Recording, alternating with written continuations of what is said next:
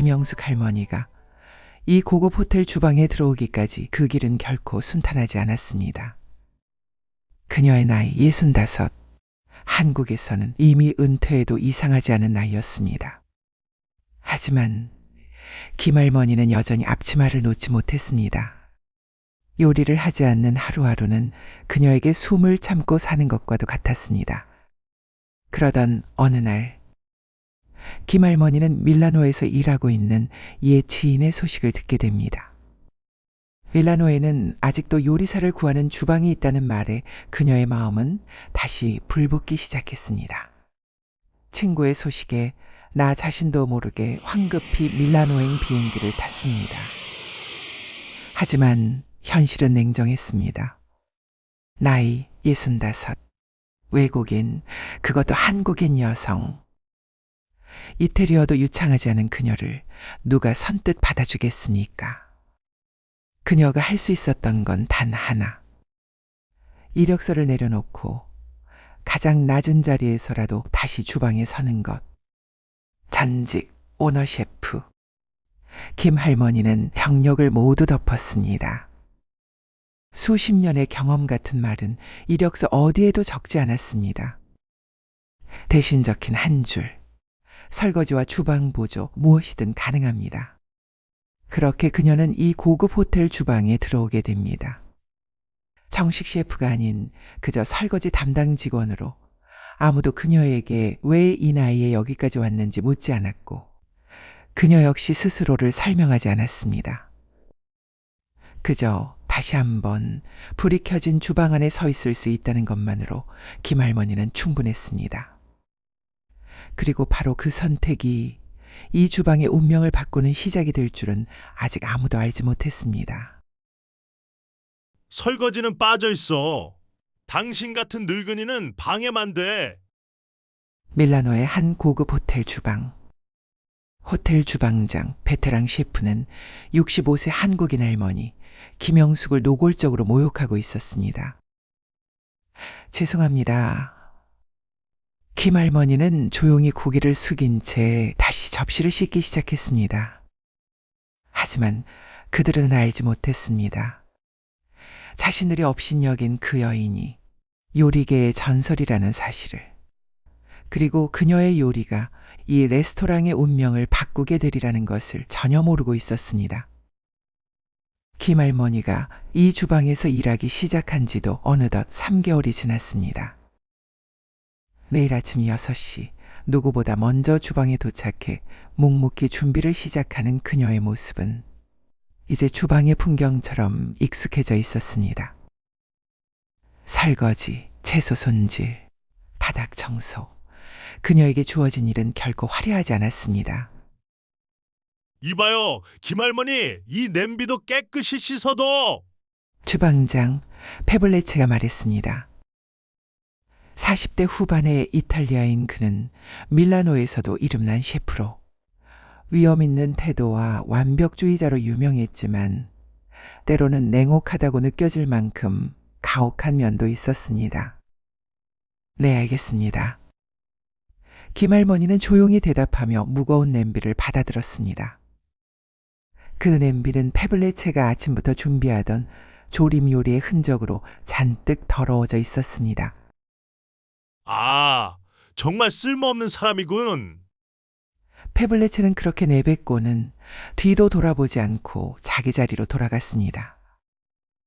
그 모습을 지켜보던 견습 셰프 말로가 동료에게 소곤거렸습니다. 저 할머니 요리는 안 하나 봐요. 항상 설거지랑 청소만 하잖아요. 설거지 담당이라던데 아마 이력서에 요리 경력자라고 거짓말로 썼겠지. 한국 사람이니까 김치찌개라도 만들 수 있을 거라고 생각했나 봐. 여기서 김치찌개 만들 일도 없을 텐데. 두 사람은 킥킥 웃으며 김 할머니를 힐끗 바라보면서 지나갔습니다.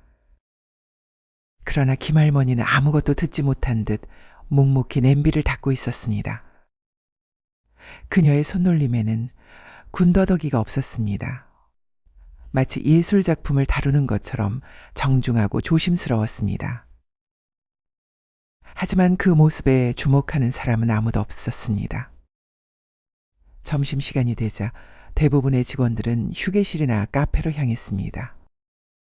그러나 김할머니는 혼자 주방 한켠에서 작은 주먹밥을 꺼내 먹고 있었습니다. 그때 그녀의 손수건에서 반짝이는 것이 보였습니다. 그것은 바로 한국식 부엌 칼이었습니다. 날은 잘 관리되어 있었고 손잡이는 오랜 사용으로 손에 완벽히 길들여진 윤기가 있었습니다. 김할머니는 조용히 칼을 꺼내 정성스럽게 손질하기 시작했습니다. 그 동작 하나하나가 마치 기도를 올리는 듯 신중했습니다. 왜 설거지 담당이 칼을 가지고 있어요? 말로의 말에 김할머니는 놀라 칼을 다시 천에 싸며 말했습니다. 요리사에게 칼은 영혼과 같은 것입니다. 그 목소리에는 지금까지 들은 적 없는 깊은 울림이 담겨 있었습니다. 조용하지만 흔들림 없는 신념이 느껴지는 목소리였습니다. 요리사? 말로는 비웃듯 코웃음을 쳤습니다. 설거지가 요리사라니 웃기네요. 그 순간 김할머니는 눈에 잠깐 깊은 슬픔이 스쳤습니다. 그러나 이내 사라지고 다시 평온한 표정으로 돌아왔습니다. 그렇군요. 실례했습니다. 김할머니는 그렇게 말하고 다시 일터로 돌아갔습니다. 그날 이후로도 김할머니의 하루는 달라지지 않았습니다. 아무도 주목하지 않는 자리에서 아무도 기대하지 않는 일을 묵묵히 반복할 뿐이었습니다. 그러던 어느 날 저녁, 주방에는 평소와 다른 긴장감이 감돌고 있었습니다. 오늘 VIP 손님이 오십니다. 페블레츠의 목소리가 주방을 가르며 울렸습니다. 이탈리아의 미식계에서 영향력이 크기로 유명한 레스토랑 평가단의 핵심 인물이었습니다. 실수는 절대 용납되지 않는다. 오늘은 단 하나의 오차도 없어야 해. 셰프는 숨을 죽이고 고개를 끄덕였습니다. 주방은 전쟁터처럼 분주해졌습니다. 그런데 문제는 예상치 못한 곳에서 터졌습니다. 셰프님, 메인 소스 타버렸습니다. 이제 어떡하죠? 페블레츠는 냄비를 확인한 뒤 얼굴이 굳어졌습니다. 이건 말도 안 돼. 그 소스는 오늘 요리의 핵심이었습니다. 다시 만들기엔 시간이 턱없이 부족했습니다.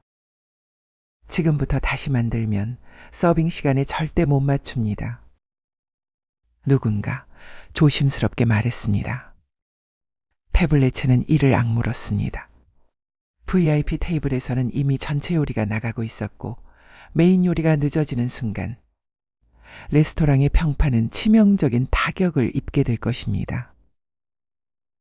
그때 주방 한켠에서 조용히 설거지를 하던 김할머니가 천천히 고개를 들면서 저 잠시 그 냄비를 봐도 될까요?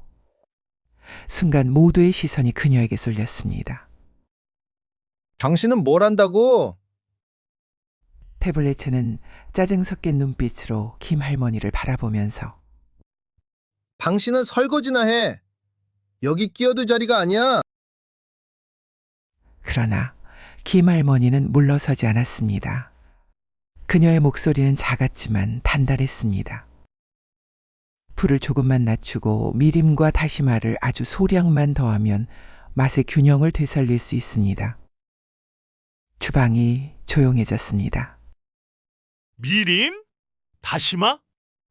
페블레츠는 비웃듯 말했습니다. 여긴 한국 식당이 아니야. 그때였습니다. 옆에서 상황을 지켜보던 부주방장이 조심스럽게 입을 열었습니다. 셰프님, 시간이 없습니다. 할머니에게 한 번만 맡겨보는 건 어떻겠습니까? 페블레츠는 깊게 숨을 들이마신 뒤 마지못해 고개를 끄덕였습니다. 5분이다. 5분 안에 결과가 없으면 당장 나가시오. 김할머니는 말없이 고개를 숙였습니다. 그리고 손수건에 쌓여있던 그 칼을 꺼냈습니다. 그 순간 그녀의 손놀림이 완전히 달라졌습니다. 재료를 다루는 손은 흔들림이 없었고 불 앞에서도 표정 하나 변하지 않았습니다. 마치 오랫동안 이 순간을 기다려온 사람처럼 주방의 소음이 서서히 사라졌습니다. 누구도 말을 하지 않았습니다. 모두가 그녀의 움직임을 지켜보고 있었습니다. 잠시 후 김할머니는 국자를 내려놓고 조용히 말했습니다. 완성됐습니다. 페블레체는 반신반의하며 소스를 맛보았습니다. 그리고 그의 눈이 커졌습니다. 이게 어떻게 이렇게 되지? 탄맛은 사라지고 깊고 부드러운 감칠맛이 살아있었습니다. 이탈리아식 소스였지만 분명 이전보다 훨씬 완성도가 높아져 있었습니다. 아, 맛 대체 누구에게 배운 거지? 페블레체의 질문에 김할머니는 잠시 침묵하다가 담담히 대답했습니다. 오랜 세월 주방에서 배웠습니다. 그날 밤 VIP 테이블에서는 그 어느 때보다 찬사가 쏟아졌습니다. 그리고 그날 이후 주방에서 김할머니를 부르는 호칭이 조금씩 달라지기 시작했습니다. 김영숙 씨, 영숙 셰프? 아직 아무도 그녀의 과거를 몰랐습니다.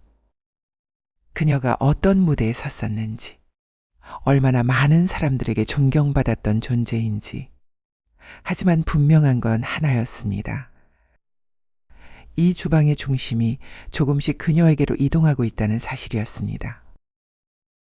그날 이후 주방의 공기는 분명히 달라졌습니다. 김할머니는 더 이상 보이지 않는 사람이 아니었습니다.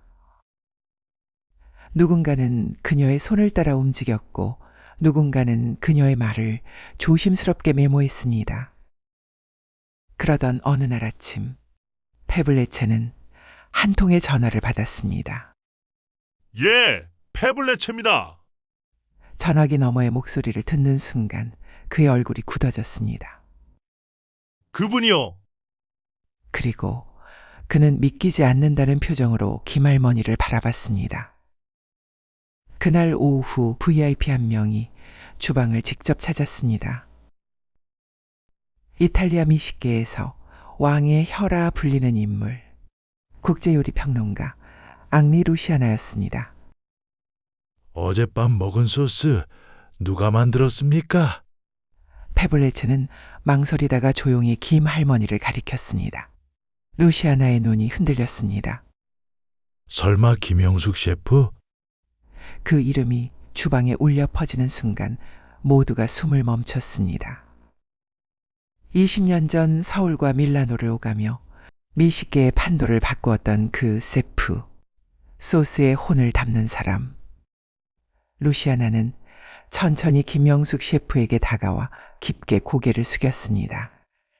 제가 당신의 요리로 요리를 배웠습니다. 주방은 완전히 침묵에 잠겼습니다. 김할머니는 잠시 눈을 감았다가 조용히 입을 열었습니다. 과분한 말씀입니다. 저는 그저 요리를 계속해왔을 뿐입니다. 그제서야 김영숙 셰프의 과거가 하나둘 밝혀졌습니다.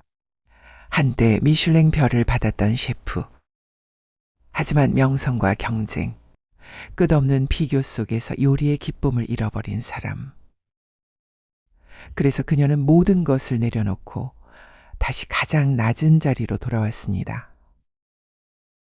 접시를 닦으며 처음 요리를 좋아했던 마음을 되찾고 싶었습니다.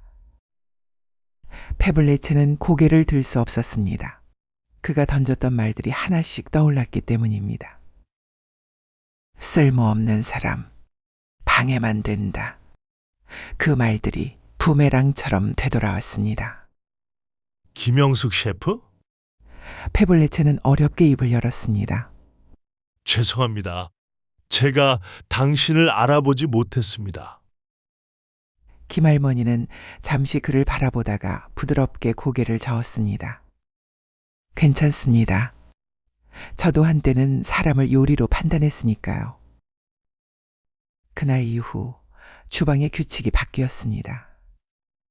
나이가 아닌 실력으로, 직급이 아닌 태도로. 김할머니는 주방 한가운데에 섰습니다.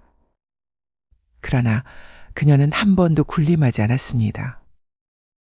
칼을 쥐는 법을 가르쳤고 불 앞에 서는 마음가짐을 전했습니다.